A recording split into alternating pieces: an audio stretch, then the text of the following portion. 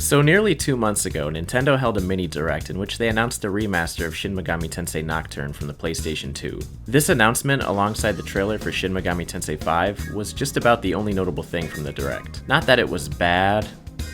Yeah, it was. They had like 5 announcements, most of them very underwhelming. It was totally unnecessary, but I mean, I get why they did it. Atlus giving attention to anything that isn't Persona is such a rare occasion, especially when it's SMT, that this type of reveal deserves far more than just a tweet or a shadow upload. Like, it's a big deal too. SMT 5 was underwater for nearly 3 years. And Nocturne is a JRPG cult classic, for many the pinnacle experience in what the series has to offer. And it's leaving Sony for the first time. I'm thrilled to have this bad boy on the go personally, and probably die several times over the course of an hour. But I gotta say, after watching the trailer for Nocturne, I'm a little nervous about the remaster. And let me tell you why that is by first going back to the most recent SMT entry. Let's talk about Strange Journey Redux. The original Strange Journey came out in 2010. It was almost Shin Megami Tensei 4, but the team decided that because it didn't take place in Tokyo, it shouldn't be a numbered installment. It was launching on the DS, which was huge at the time, so Atlus wanted to capitalize on that massive install base, and not confuse any potential new fans by thinking it was the 4th game in a series they needed to play the first 3 in.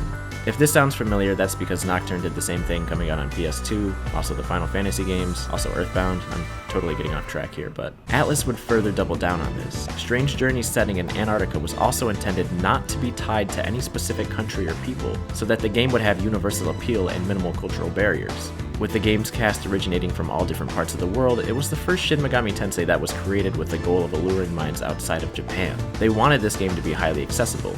And then 2018 happened. So, when this game's enhanced port Strange Journey Redux launched in 2018, they of course decided to keep that universal appeal intact by not dubbing the Japanese voice acting, censoring the game's artwork, making the graphics more anime. Yeah, that'll definitely prove that the game isn't tied to any country. Good job, Atlus. What Atlus did here? No. What Atlus does almost routinely with their re-releases is that they lost sight of what made the original great.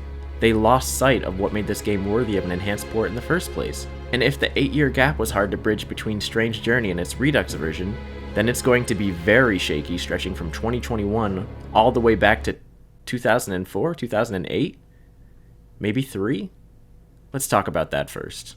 Nocturne was already released on 3 different occasions in Japan. Yeah, that's Atlus for you. They have the original version in 2003, then in 2004, Maniacs, which features Dante from the Devil May Cry series. Yes, that is also where this meme comes from. This is the version we got in the US, therefore the only one I have experience with. Finally, they released the Chronicle edition in 2008, which replaced Dante with Reito Kuzunoha, the protagonist from the new set of Devil Summoner games that this version was bundled with. Reito is shown off in the first trailer of the game we saw during the Direct, so we can easily infer that we're getting this version, but what about Dante? Who, for me, and everyone else in the West, was such a large part of the experience. Well, the good news is, he will be reprising his role, but for $10 as DLC. This is kind of a sour way to start things off. Atlus, can you not do this? Can you stop releasing enhanced or definitive versions of games and then tell us about its DLC even before launch? But they kinda get a pass on this one since Dante is owned by Capcom, and I imagine they needed to play a bit of legal tennis before things were okay. If anything, they're charging us to pay off licensing fees or royalties. But still, an estimated $10? That's not a good look. But moving on, there's some other things that have been shown off in the trailers and footage that made me a bit uneasy. Let's talk about Shin Megami Tensei Nocturne's atmosphere. Nocturne starts in what's modern-day Tokyo, but in the first 5 minutes of the game, the world ends and it becomes the Vortex world. Or to put it bluntly, it flips inside out, there's this big sun god in the middle, tons of powerful demons, and just random spots of inactive distortion. And a lot of sand. And the game just pushes you out and has you explore whatever this strange new landscape is. It's full of secrets, usually not good ones. To be clear, this is not a horror game. Instead of being outright scary, the atmosphere plays more to the tune of foreign, vast, isolated, and with an untrustworthy sense of familiarity as you see remnants of the old Tokyo scattered about. This world thrives off a lack of context, the game telling the player nothing, leaving them only to witness their surroundings for themselves. It's an incredibly eerie setting, and in turn you'll quickly realize, how minor of a force to be reckoned with you are. I guess what I mean is the most frightening aspect of Nocturne is in its mystery. Much of this is enhanced by Shoji Meguro's compositions. In spots the music is ambiguously threatening, or claustrophobically draining, or just totally silent because that's cool too. And the battle music, ooh, the battle music.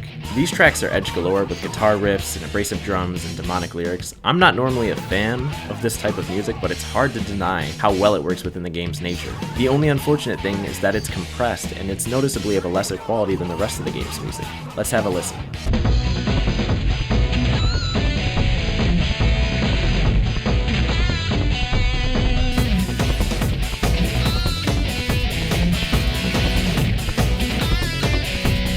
The decision behind why they did this isn't really clear, but it's generally assumed to be a lack of space available on the game disc. So, what better time to include the full pure versions than in the much more capable HD Remaster, right? And for some reason, which I can only write off in my head as laziness, they kept the reduced versions?